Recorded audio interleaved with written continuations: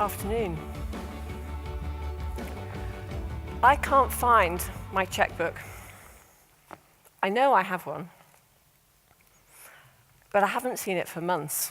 And actually this is really a problem for me because my daughter's school will only accept cash or check for her dinner money. But I don't carry cash either. So I go to school, I forget to pay, I come home, and then every week they send home letters for me in her book bag. And the sums that I owe them keep totting up, and it's really embarrassing. And now I drop her at school, and I kind of drop her around the corner, and I rush away so that I don't catch the eye of the lady in the school office again. When I get back, I will have to go to the ATM and sort it out. It's almost the end of term, for heaven's sake. But checks. I mean, who uses checks these days? I tell you who, my elderly 90-year-old aunt uses checks. She's fantastic, lovely lady, I love her to bits, and she never, ever forgets a birthday or an occasion, and so we'll get a card. And inside the card is a check for a tenner. So I'll put it in my wallet. Wallet goes in my bag. And I never go to the bank. I don't go to the bank. I don't wait in queues to pay in a check. I don't want to wait several days for the check to clear. I do all my banking online or on my phone. So the check sits in my bag for months, and then it expires. And I don't have the heart to tell her. So I'll just buy the kids something anyway. Since I was young, there are many, many industries that have been utterly transformed by the internet. Media, communications, travel. But the reality is that the financial services industry is almost the same as it always has been. We still save, borrow, invest, manage our money in very much the same way that we did a couple of decades ago. Yes, there have been some advances. Yes, some things have changed. Yes, I can get a loan online if I want to. But the bigger picture is that less than 1% of loans made in the world today are made online. We are just at the beginning of the revolution in financial services that is to come. One of the single biggest innovations to enter the market in the last decade is the smartphone. We check, on average, our smartphones 46 times a day. And for those of you in the audience who are 18 to 24, it's 74 times a day. We're surgically attached to our phones, and we can do amazing things on our phone. And they know so much about us, and the apps that we use know so much about us. I mean, Facebook knows who my friends and family are. They know what they look like. They know where I am most of the time, and they know a lot about what I'm doing. Google knows pretty much what I'm thinking about a lot of the time because it's the first place that I go when I'm looking for information. Ocado knows what I eat because that's where I do all of my grocery shopping. And for everything else, there's Amazon. But if you think about it, what does my bank know about me? My bank knows everything that I buy, all of my transactions, all of my household expenditure. Almost every day there is something about me that is going through my bank. And yet, what are they doing with that data to make my life easier? Or to provide me with new products and services that surprise and delight me? Absolutely nothing. What a wasted opportunity. Banks. I know, we hate them, right? Nobody trusts the banks. If you ever even think about your bank, you probably think about it in a negative way, but you are using it almost every day. The problem is that we don't trust banks anymore. I mean, the banks were single-handedly responsible for the global financial crisis in 2008 and pretty much everything bad that's happened ever since. If you listen to Nigel Farage, the bankers are even responsible for Brexit. Everybody was voting to get the bankers out of the UK, apparently, and that might be the single thing that they can deliver, given that a lot of banks are going to be transferring their headquarters to Dublin, potentially, and elsewhere. So banks are under a lot of pressure. But the question is, why are we so excited about this? Well, we're so excited about it because it's huge. The top 500 banks in the world in 2014 made about $650 billion in profits. And so there are a whole ton of people that are saying, you know what, I want a piece of that.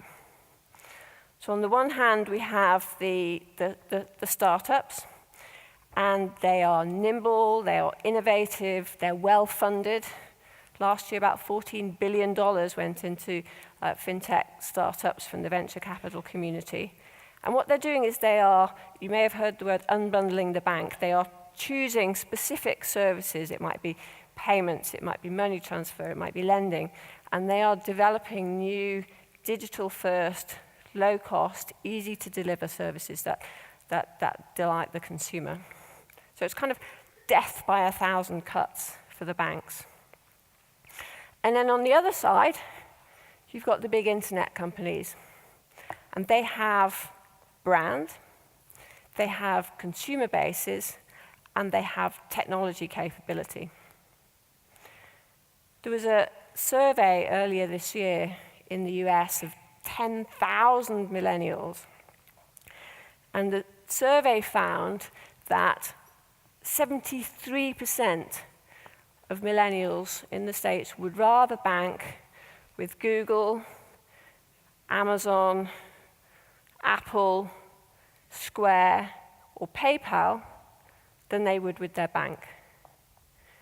And 33% of them don't see the need for a bank at all. Wow. I mean, those figures are incredible. If I was a bank, I would be really, really afraid.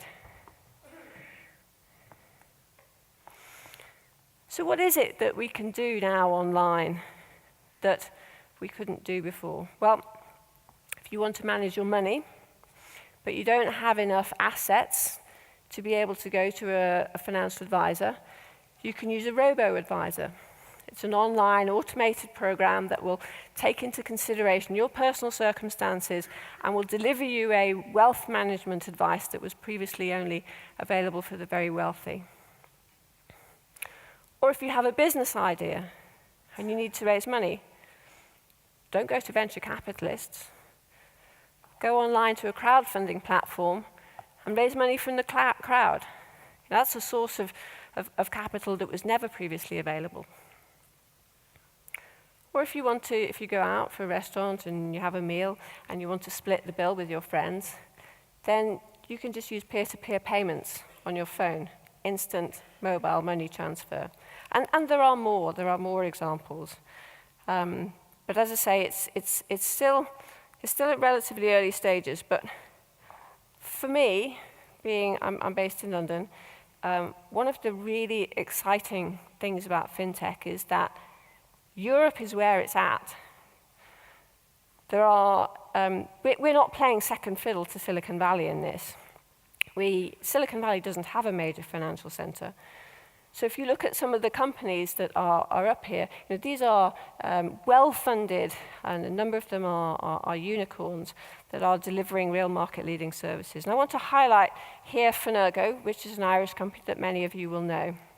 So a lot of the companies here are what I would call FinTech 1.0. They're addressing the consumer-facing services. Finergo works with banks to manage regulatory and compliance risk. And it's working with the banks, not against them. And I guess that brings me to my next slide, which is really about what happens next. The banks are starting to fight back. They are investing in financial services startups. There was about $5 billion invested by the banks last year, but it's still pretty tiny compared to the $50 billion that they invested in their legacy infrastructure. So the next phase, for me, is the really exciting one. I mean, banks have massive challenges, huge legacy infrastructures, facing big regulatory pressures. They are really under pressure to cut costs. And so it's working with technology companies to deliver that I think is going to be some of the areas where you see greatest value. Banks process hundreds of millions of transactions on a daily basis. So let's use advances in cybersecurity, in blockchain, in artificial intelligence to fight cybercrime and to reduce fraud. Let's look at those legacy infrastructure, think about cost, and bring in cloud technology to automate business processes or to allow agile, flexible responses and delivery of new services. Let's use, when you're facing regulatory and compliance pressures, let's use companies like Fenergo and others to deliver better regulatory monitoring, reporting and control, and deliver value to consumers. So, as I said at the beginning, we're just at the start of this fintech revolution. The next phase is about really going into the core of the banking infrastructure, the core of their processes, and delivering truly transformational change in this industry. It's fintech 2.0, and it's really only just begun. So who's going to be the winners? Well, if we think about it, banks have formidable assets, but the largest travel company in the world doesn't own any hotels. The largest taxi company in the world doesn't own any taxis. The largest shopping mall in the world doesn't own any shops. There's still a lot to play for in this market, and I think we're going to see a big bun fight as people jostle for position. We've got the banks themselves. They'll be buying companies in order to be able to offer new digital-first services. We've got the internet companies. They'll be out there buying new consumer-facing strong propositions. We've got the technology companies. They'll be snapping up the emerging technologies and the sector-specific specialists so that they can build out their offering for the financial services industry, which in terms of expenditure on technology is massive. And then you'll have the financial buyers, the private equity houses, and they will be buying pretty much anything that's scaling and doing well. There's a huge amount of value at stake, ladies and gentlemen, and we've really only just begun. Thank you.